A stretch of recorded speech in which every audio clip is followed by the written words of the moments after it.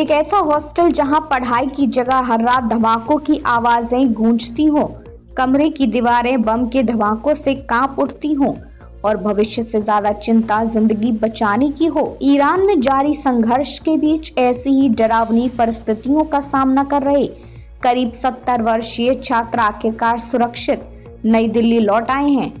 हालांकि राहत के सफर में भी उन्हें महंगे टिकट, 4 दिन की कठिन यात्रा और अनिश्चित भविष्य जैसी कई मुश्किलों का सामना करना पड़ा। ईरान में जारी संघर्ष के बीच रविवार को करीब 70 भारतीय छात्र नई दिल्ली पहुंचे।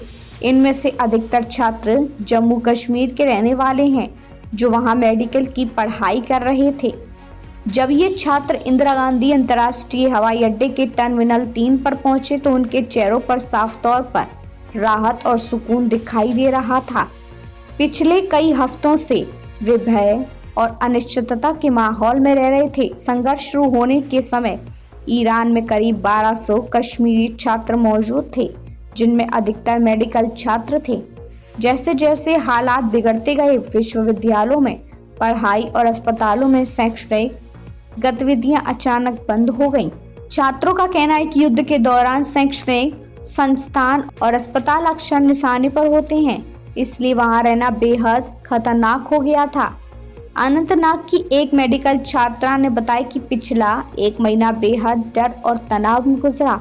उन्होंने हॉस्टल के पास पुलिस स्टेशनों पर बम गिरने से तेज धमाके होते थे और पूरा हॉस्टल कांप उठता था। ऐसे माहौल में पढ़ाई जारी रखना लगभग असंभव हो गया था और छात्र लगातार भय में जी रहे थे। भारत लौटने के लिए छात्रों को खुद ही टिकट खरीदनी पड़ी।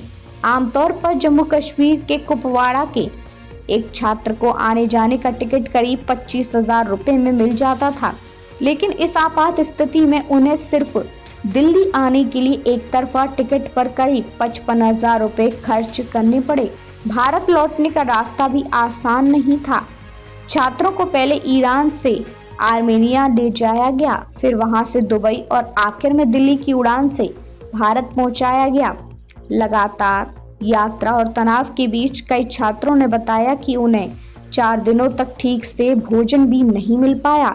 ईरान में इंटरनेट सेवाएं बार बार बाधित हो रही थी। इस वजह से छात्रों का अपने परिवारों से संपर्क बनाए रखना बेहद मुश्किल हो गया था। कई छात्रों ने बताया कि वे अपने परिवारों को पूरी स्थिति बताने से भी बचते थे, ताकि उनके माता पिता और ज्यादा परेशान ना हो। कुछ छात्र अभी भी ईरान में। छात्रों के मुताबिक उनके कुछ साथी आर्थिक कारणों से अभी तक ईरान से वापस नहीं आ सके हैं। ऐसे छात्रों को फिलहाल तेहरान से अपेक्षाकृत शांत शहर में स्थानांतरित कर दिया गया है। ईरान में फिलहाल शैक्षणिक गतिविधियां पूरी तरह निलंबित हैं। विश्वविद्यालयों ने छात्रों को बताया कि जब हालात सामान्य होंगे तो उन्हें परीक्षाओं के लिए वापस बुलाया जा सकता है। हालांकि अभी तक ये स्पष्ट नहीं है कि इस संकट का उनकी पढ़ाई और डिग्री पर क्या असर पड़ेगा। दिल्ली पहुंचने के बाद भी इन छात्रों की यात्रा पूरी तरह खत्म नहीं हुई है। कई छात्र बसों से रात भर का सफर कर जम्मू कश्मीर लौटेंगे, जबकि कुछ ने घरेलू उड़ानों का सहारा लिया है। 4 दिन के इस कठिन सफर के बाद इन छात्रों के लिए फिलहाल सबसे बड़ी राहत यही है कि वे सुरक्षित अपने देश लौट आए हैं।